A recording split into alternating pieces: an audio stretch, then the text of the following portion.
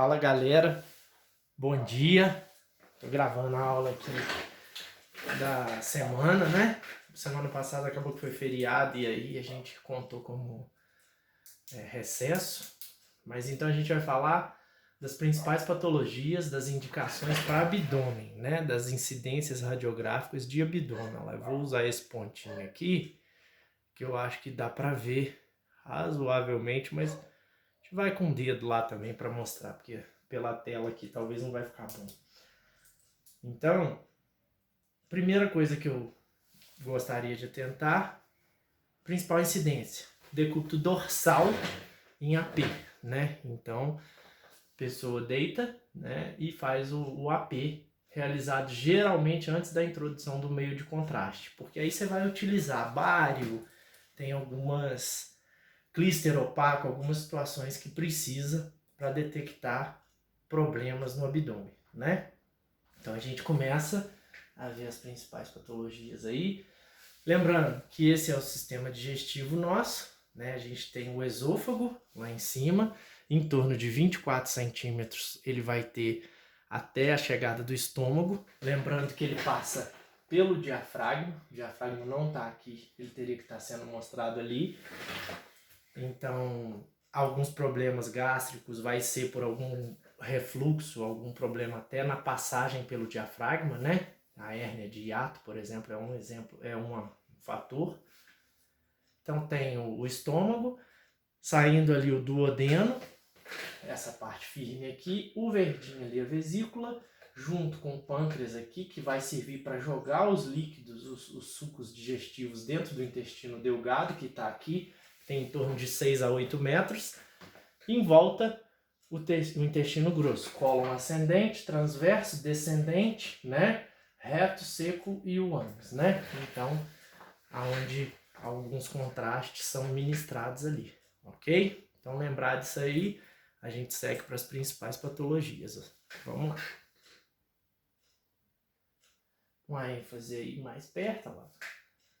Cólon transverso, cólon ascendente, descendente, intestino delgado lá dentro, né? A parte do apêndice que eu não mostrei vai estar por aqui, ó, que é na transição do intestino delgado pro intestino grosso, que tem uma válvula que chama iliocecal, que é uma válvula só de ida, que se ela der retorno, as bactérias do intestino grosso podem gerar infecção no intestino delgado. Então, o apêndice fica ali, certo?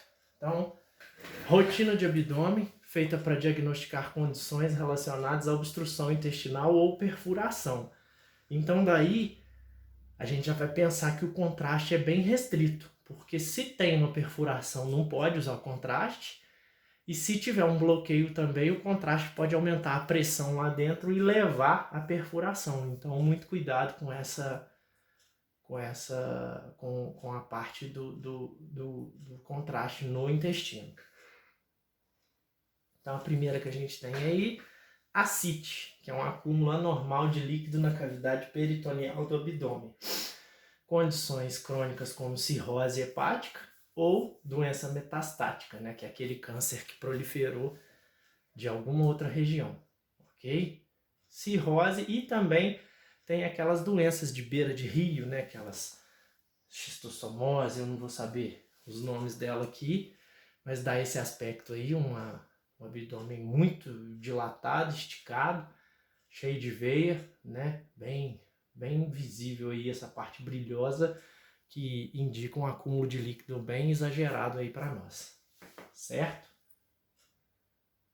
Pneumoperitônio. Então aí já é gás livre na cavidade peritoneal. Geralmente um pós-cirúrgico deixa com muito ar na cavidade abdominal, que abriu, né? E aí fica um ar lá dentro que causa muita dor. Nesse caso aí, é uma condição séria, que exige até cirurgia, às vezes, para ser retirada, causada por perfuração de uma víscera, né? De alguma cavidade lá do abdômen. Então pode ser uma úlcera gástrica ou duodenal, que leva à perfuração e faz com que o ar entre na parede abdominal. Isso vai doer bem, porque ele fica fincando por fora do intestino, causado pela perfuração, ok? Volumes pequenos de ar podem ser evidentes radiograficamente até 2 a 3 semanas, demonstrado com feixe horizontal, paciente em pé, nesse caso aí, né? Um volume pequeno de ar pode ser visto na posição mais alta, logo abaixo do diafragma. Então, geralmente a posição ereta, para o ar subir e ir lá embaixo dos pulmões ali, ele vai ficar aparecendo. Aquela cavidade. Então ali, ó, deixa eu ver se a imagem a gente consegue perceber. Pela filmagem eu não sei. Vamos testar aqui ver se esse pontinho aqui vai mostrar, mas não vai. Não tá muito eficiente na tela da televisão. Então aqui, ó. Até tá dando pra ver sim, ó. Delimitando esse tantão de gás aqui, ó, né? E do lado de lá, bastante, ó. Deixa eu ver se eu pego o feixe mais reto. Gás. Então o que a gente precisa de lembrar é isso aí, ó. Que essas comissuras do intestino não eram para aparecer. É sinal que tem alguma coisa ali aumentando a opacidade delas. Então, olha lá, radiografia simples de abdômen e decúbito dorsal, demonstrando ar no sistema portal hepático ali, né? Estendendo-se até a periferia. Então aqui, começa lá do centrão, ó. Vamos, luzinha, aqui, ó. Começa aqui e estende para toda a periferia, toda a parte regional ali, parte periférica.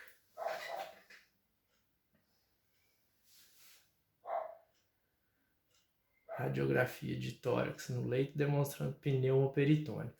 Aqui o gás vai estar aqui embaixo.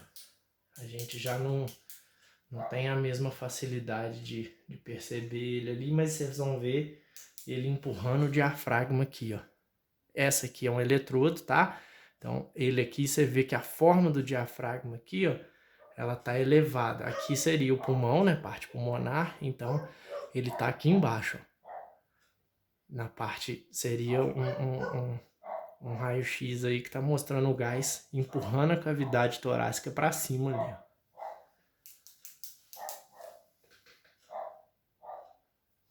Aí a gente entra na parte mais interessante aí para nós, que é classificar as obstruções mecânicas, né, ou não mecânicas do intestino. Então as mecânicas, elas são bloqueios que vão interromper o fluxo de conteúdo intestinal.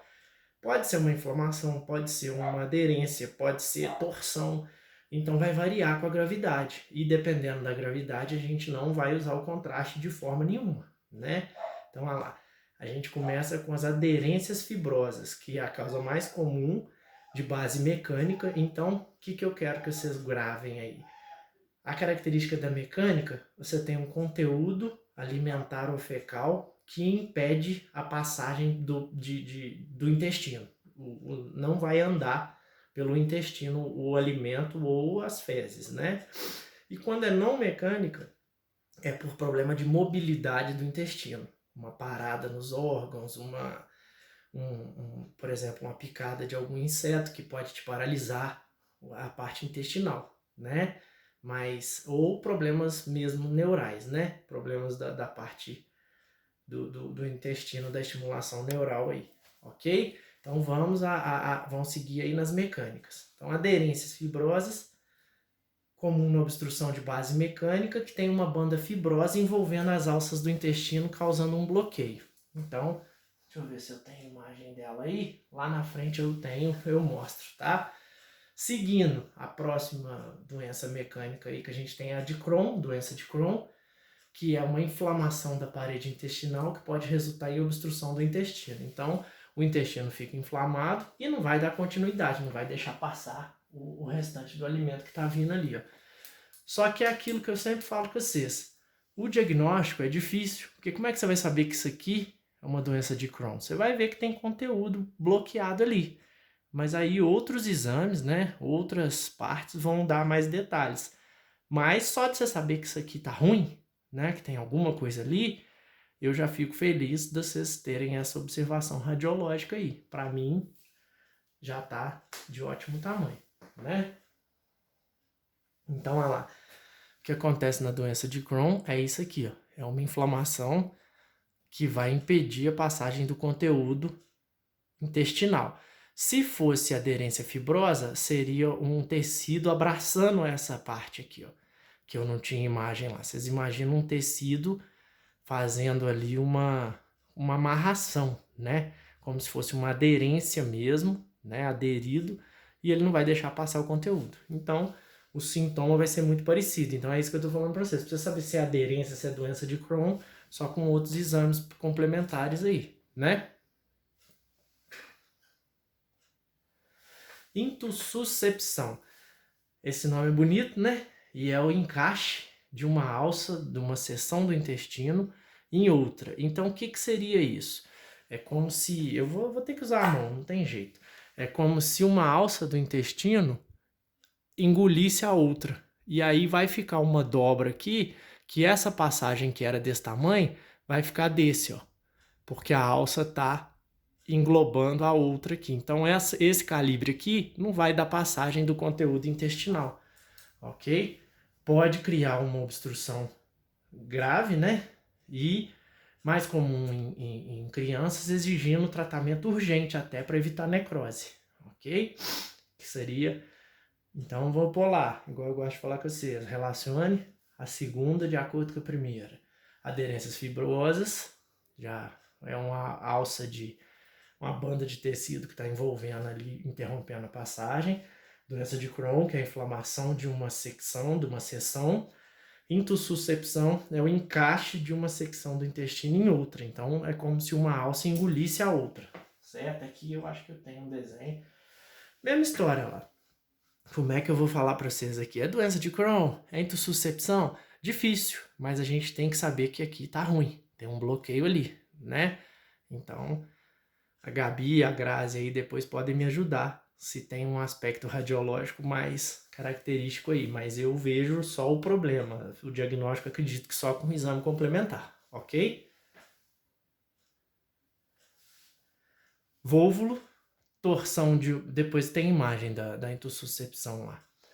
Vôvulo é a torção de uma alça do intestino, criando obstrução que exige cirurgia. Então essa é uma gravíssima, porque o seu intestino que estava passando aqui, ele torce. Se ele torcer, ele vai ficar um X, né? Então aqui, ó, tá passando. Aqui é a passagem.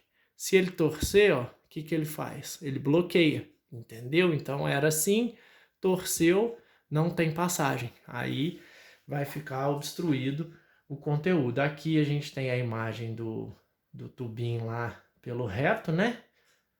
Ui! Pitoco até arrepiou. É um monte de arrepio aí. Marcelo, e Ellison, todo mundo. Mas com as alças bem visíveis ali, porque esse foi um exame contrastado, certo? Aí, então a gente passa agora para as obstruções não mecânicas. Lembrando, sendo repetitivo, mas para a gente gravar. Então, mecânica. Um conteúdo fecal ou bolo alimentar ou uma torção está obstruindo o intestino. Não mecânica. Ilho adinâmico, caracterizado pela falta de força, ausência de movimento, ilho paralítico. Então, olha lá, o ilho não movimenta, então esse alimento não vai andar lá no seu intestino. Então, vai ser uma indigestão, uma congestão, frequentemente no pós-operatório. Por quê? Porque você foi anestesiado, então eu falei de veneno, de picada de inseto, mas esqueci de citar o mais clássico aqui, pós-cirúrgico. Por isso que um pós-cirúrgico você não pode comer, dependendo da cirurgia que você faz. Você tem que esperar um bom tempo para poder alimentar normalmente, né? Ok? Então, diferente das obstruções mecânicas, raramente leva a perfuração. A aparência radiográfica vai ser o grande volume de ar e líquido. Então, qual que seria a diferença da obstrução não mecânica aí? O intestino vai ficar cheião, vai ficar todo preenchido, vai ficar aquela vista cheiona. A outra não, a gente vê que em uma região não passa, a gente vê o gás ou o volume de conteúdo, o conteúdo fecal intestinal num ponto só. Esse aí já é mais difuso, né? Então, olha lá. Volume de ar líquido com níveis hidroaéreos visíveis, alças bem dilatadas no intestino delgado e grosso, sem um ponto definido de obstrução. Ok? Aí, a gente entra na colite ulcerativa, que seria uma inflamação do colo. Então, it, inflamação. Cólon, né? Então, inflamação do colo. Onde que tem o colo? Ascendente, transverso e descendente, né? Então, envolvendo mais comumente também a região reto-sigmoide, que é antes do reto ali, né? Entre o sigmoide e o reto, antes do ânus. Então, em torno de 30 centímetros para dentro aí do intestino grosso aí, ok? Então, colite ulcerativa. Seria, eu vou falar aqui vulgarmente, uma hemorroide interna, vamos pensar assim, uma ferida interna, ok? Em alguns casos, torna-se um processo agudo grave, causando complicações como o megacólon, que é uma dilatação do cólon, porque não vai passar, né, o intestino. Então, pode ser que leve à perfuração dessa cavidade aí. Então, olha lá, a diferença de uma obstrução não mecânica. Você tem uma dilatação inteira do intestino, desde o estômago, que vai estar ali, ó, né? Então, tudo aqui para baixo, ó lá, muito dilatado. Distensão do intestino delgado, distensão de parte de gastrointestinal superior, e aí você usou o bário, ok?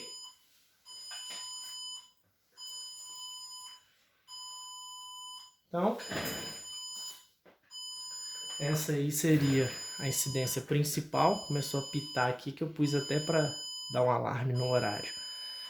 Abdômen básico e especial. As incidências básicas comuns da radiografia de abdômen continuam sendo a P, decúbito dorsal, a P ereto que você vai usar de vez em quando tiver possibilidade, e o decúbito lateral para ver algum volume de líquido que possa estar se deslocando lá dentro. Ok? Aí, ó, além dessas incidências, a gente também usa um PA de tórax, pois a radiografia de tórax com paciente erétil permite a melhor visualização de ar intraperitoneal. Então é aquele ar que a gente mostrou lá no início, empurrando o diafragma para cima, certo? Então, esse AP, esse PA de tórax ereto, né, também pode ser utilizado para visualização do abdômen. Incidências básicas e especiais. Básica, AP, decúbito dorsal. Especiais, PA, decúbito ventral, você pode virar pessoa de bruço, né? Decúbito lateral, AP ortostática, decúbito dorsal lateral e o PA de tórax que a gente também vai usar, ok? Aí, só para complementar, a gente tem o enema baritado, que é o contraste usado para identificação do bloqueio do intestino, né? Restrição dele vai ser algumas perfurações, algumas inflamações graves, então a gente não pode usar o enema baritado sem saber o que está sendo estudado ali. A gente tem que ter uma suspeita bem concreta de que o contraste não vai piorar, aumentando a pressão lá dentro do intestino ou passando por uma perfuração. Ok, gente? Então, eu encerro aqui, vou mandar exercício e a gente continua aí, se Deus quiser. Abraço, saudade de vocês. Com Deus.